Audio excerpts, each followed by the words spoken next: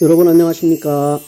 한국 자생 출란을 재배하면서 여러 가지 경험을 통해 터득된 본인만의 노하우를 함께 공유하려고 합니다. 오늘은 한국 자생 출란의 봄분갈이, 난석갈이, 고용비료의 시기와 방법, 시비에 관련된 것입니다. 신화의 건강한 관리법, 또 품종별 관리법에 대해서 잠시 짤막하게 요약해서 설명해 보겠습니다. 첫 번째, 3월이 되면 분갈이와 난석갈이를 하게 됩니다. 그 이후에는 안정기를 지나서 신화와 겨울을 지난 출란들의 생장을 돕기 위해서 건강한 성장을 통해서 신화도 받고 그리고 촉수를 늘려가는 과정에서 좀 더 오랜 기간 퇴촉이 되지 않도록 하고 난을 키우면서 전체적으로 노화 현상이 되는 여러 가지 현상들을 보면서 때로는 질병에도 걸리고 돌이킬 수 없는 그런 피해를 입기도 합니다. 그래서 가장 중요한 시기라고 할 수 있는 분갈이 시기 3월 달에 우리가 꼭 조치해야 될 필요성에 있어서 이제 지금부터 분갈이를 시작하신 분들이 계실 건데, 출란의 꽃을 피워서 전시회를 출품하고 그 결과에 따라서 분갈이를 늦게 하게 되는 경우도 많이 있습니다. 일단 분갈이 시기는 3월이라고 하겠고요. 그것이 가장 출란을 재배하면서 경험상 적기라는 것입니다. 가을 분갈이도 있겠지만 본 분갈이는 꼭 해야 될 이유가 여러 가지가 있습니다. 분을 털어서 난석을 교체해주고 난석 안에 있는 고용 비료도 바꿔주면서 출란의 벌부의 주변과 아래를 살펴보고 신화의 발화를 어느 쪽으로 어느 방향으로 어떤 것을 할 것인가를 선택하면서 때로는 키우기도 하지만 제거도 하는 그런 시기이기도 합니다. 그 과정에서 여러 가지 기구 소독을 철저히 해야 되고 그 다음에 톱신 패스트를 발라서 균이 침입하지 않도록 해주는 처리도 꼭 필요하지요. 이제 겨울 동안 휴면했던 출란들이 활동을 시작하는 시기가 되기 때문에 새 뿌리의 생장을 촉진시키고 분갈이를 통해서 신화의 생장을 돕는 그런 일들을 생물이기 때문에, 특히 출란이기 때문에 꼭 알아두고 또 처리하고 또 예방해야 될 부분입니다. 분갈이 시에는 항상 분만 갈아주는 것이 아니고 포괄적으로 분갈이라고 하지만 실제로는 난석을 교체해 주는 것입니다. 난석은 여러 가지 선택을 각자 에란들께서 하겠지만은 제가 경험상 통기성 또 배수성 이런 것들이 원활히 잘 이렇게 난에 적용해서 효과적으로 재배하는데 좋은 결과를 위해서 비록 가격 차이는 있지만 항상 난석은 통기성, 배수성을 생각하고 3단계의 이 난석을 준비해서 저는 그렇게 식재를 하게 됩니다. 너무 지나치게 굵은 것을 쓰거나 너무 지나치게 미세한 것을 쓰게 되면 결과적으로 여러 가지 통기성과 배수성에 있어서 문제가 발생할 수가 있습니다. 지나치게 크면 배수가 너무 신속하게 진행이 되기 때문에 수분 공급이 어렵게 되고 거기에 관련해서 비료나 또는 살균제, 살충제가 그 효과에 미치는 영향이 미비하기 때문에 지나치게 굵은 것을 쓰지 않습니다.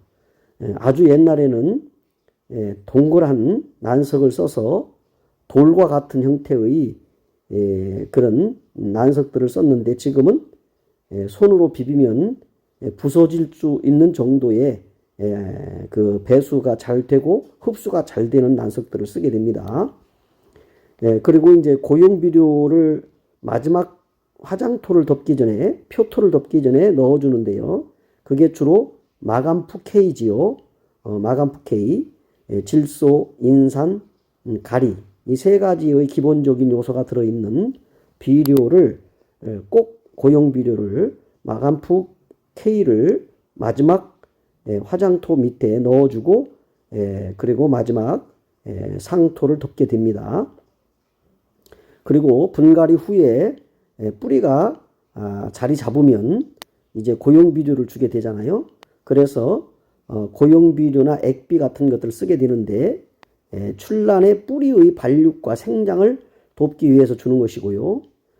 봄철 성장기가 되는 3월에서 4월에 적당량을 주는 것이 좋겠습니다. 저는 봄에 3차례, 가을에 3차례 이렇게 고용 비료는 기본적으로 쓰기지만 액비는 그렇게 3차례씩 봄, 가을로 주게 됩니다. 너무 많이 비료를 주게 되면은 식물인 난초도 크게 부담을 일으킬 수가 있기 때문에 오히려 효과가 아니라 부작용을 일으킬 수 있기 때문에 주의하셔야 됩니다. 그 다음에 이제 4월부터 올라오는 신화, 새싹이 건강 관리에 있어서 무름병을 미리 방지하기 위한 예방 차원에서의 살균제, 살충제를 이제 방제를 하게 됩니다. 신화 관리를 위해서는 이제 4월부터 새롭게 올라오는 신화를 봄 분갈이 때 그 위치를 생각했고 또 몇 개의 신화가 눈을 뜨고 올라올 것인지를 확인했기 때문에 그리고 그것을 남기고 나머지는 제거를 했기 때문에 아마도 빨리 성장 속도가 빠르게 진행되고 그 다음에 이제 신화가 표토 위로 조금씩 보이기 시작하면서 오르게 됩니다. 상당히 이 신화의 이 성장기에는 연부와 금부, 치명적인 세균에 의한 질병이 취약합니다. 왜냐하면 모촉이나 연수가 된 촉들은 그 잎의 질감 자체가 그 후육, 즉 두꺼워지고 강인하기 때문에 잘 버티지만은 신화는 아주 무르기 때문에 연약한 아이와 같기 때문에 쉽게 질병에 취약한 부분이 되겠습니다. 그래서 주의할 점이라고 하는 것은 지나치게 습하게 하거나 물이 고이지 않도록 관리해야 되고 뿌리와 신화가 썩지 않게 그 배수성, 통기성, 아까도 말씀드린 난석에 관련해서도 그렇습니다만 난실 자체를 통풍을 잘 시켜주고 곰팡이나 는 세균이 침입하지 않도록 통기성을 좋게 해줘야 됩니다. 영상으로 올라가게 되면 낮에는 개폐를 하고 문을 외비 바람이 유통될 수 있도록 해줘야 됩니다. 특히 아파트 베란다에서 키우시는 분들은 유의하셔야 되고 물을 주거나 약을 주거나 또는 이제 주기적으로 통풍을 시켜야 됩니다. 그래서 환기와 통풍이 신화철에도 대단히 중요합니다. 신화가 올라올 때는 환기와 통풍을 잘 해줘야 되고 습기 조절을 잘 해줘야 됩니다. 그리고 이제 해가 떠올라서 난실이 됐든 베란다가 됐든 강인한 직사 광선보다는 이제는 겨울을 넘기고 봄을 맞으면서 빛을 받기 때문에 반근을 해서 키우는 것이 스트레스를 덜 받게 하는 것이고 난초에게 영양을 공급하면서 신화를 올리는데 효과적이다 이렇게 말씀드릴 수 있습니다. 그 다음에 이제 물주기입니다. 물주기는 항상 난실에 들어가 보면 겉흙이 즉 표토가 마르면 마르다 생각됐을 때 충분히 관수를 해줘야 되고요. 물이 아래로 흘러내릴 정도로 충분히 줘야 되고요. 그 다음에 이제 그렇게 하지만 과습을 피해야 되는데 과습을 피할 수 있는 방법은 통기입니다. 그래서 문을 개폐하고 그러면서 외부 바람이 들어와서 난석에 그 여러 가지 이 신화에 고여 있는 물들을 말려주고 그 습을 유지할 수 있도록 해주는 것입니다. 물기가 오래 머무를수록 좋지는 않습니다. 그래서 이른 아침이나 늦은 오후에 관수하는 것이 효과적이고 유리합니다. 그 다음에 이제 다양한 품종, 다양한 품종별 신화들이나 또는 이제 난들 또는 거기에 관련된 관리입니다. 출라는 품종별로 잎무늬, 꽃색, 그 다음에 성장 속도 등의 차이가 많이 있습니다.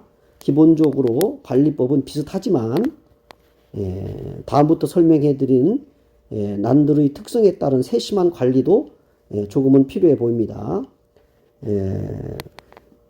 주로 품종별 특성과 관리를 보면 황화소심, 즉 이제 관음이나 호화소심, 홍화 또는 극홍, 복륜소심, 복륜화, 또 황색서반이나 서호반 이런 개체들 밝은 빛을 좋아하지만 강한 직사광선은 피해서 반그늘에서 키워야 된다는 것이고요.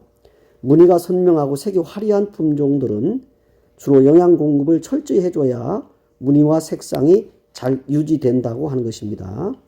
그 다음에 이제 두화 소심이나 즉 1호라 불새, 죽음 색화, 화형 소심 이런 것들은 이제 그 꽃 모양과 색이 독특한 품종이기 때문에 온도 변화에 민감합니다. 그래서 갑작스러운 온도 변화가 없도록 주의해 주는 것도 필요하고 물과 비료의 균형을 맞춰주는 건강한 개화를 위해서 또 신화오름을 위해서 신경을 써줘야 될 부분도 되겠습니다.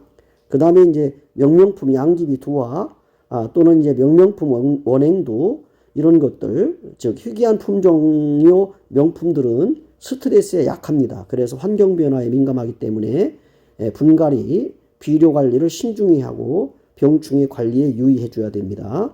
그 다음에 호피반 애호나 매호나 야호 같은 것들 잎무늬가 독특한 호피반 품종들은 후천적인 무늬 변화가 있을 수 있기 때문에 안정적인 환경에서 키우는 것이 좋습니다. 무늬가 선명하도록 광량 조절을 해주고 적절한 영양 공급에 신경을 써줘야 됩니다. 이제 공통관리 포인트입니다. 통풍과 환기, 온도, 그 다음에 이제 빛, 그리고 물 관리, 그 다음에 영양 공급, 이런 것들이겠습니다. 그래서 이제 환기와 통풍은 습기에 약하기 때문에 출라는 통풍이 잘 되는 곳에서 키우고 습도가 높지 않도록 주의해야 되고요. 주로 이제 온도는 연평균 12도에서 13도, 겨울철에는 2도 이상 내외의 온온한 환경을 좋아하기 때문에 겨울 관리를 그렇게 하셨을 것으로 믿습니다. 직사광선보다는 반그늘, 그 다음에 무늬가 있는 품종은 적절한 빛을 받아야만이 무늬 유지가 유지된다는 것, 물 관리는 가수하지 않고 썩음을 방지하기 위해서 무름의 원인이 되지 않도록 거득이 잘 마르면 물을 준다는 것이고 비료를 통해서 봄철에 적절히 건강 생장을 돕고 무늬와 꽃색 유지에 도움을 줘야 된다는 것입니다. 이와 같이 여러 가지 방법이 있겠지만은 출라를 관리하면서 다양한 품종의 특성을 잘 살려가면서 자리와 위치도 바꿔주고 빛과 그늘도 잘 관리해 줄 때 한국 자생 출라는 건강하게 자라고 신화는 잘 건강하게 올라오고 꽃은 발색을 잘 시켜서 재배자의 수고와 노고에 크게 보람을 줄 것입니다. 여러분 오늘 또 동행튜브에 나름대로의 경험을 영상을 촬영해서 올려서 이렇게 나름대로 설명을 해드립니다. 100% 여러분들의 마음에 들 수는 없지만 조금씩 재배에 여러분들 조금씩 참고하시고 좋은 결과를 항상 그 시기마다 얻으시면서 출란 재배에 어떤 기쁨과 보람을 가지시기를 바랍니다. 추후에 또 영상을 올리면서 관련된 내용들을 설명해 보도록 하겠습니다. 오늘 올려드린 모든 출란들은 제가 재배하고 있는 산채서부터 시작해서 재배하고 있는 출란들입니다. 지금도 난실에서 잘 성장하고 있습니다. 함께해 주신 여러분께 감사드립니다. 즐감하시기 바랍니다. 고맙습니다.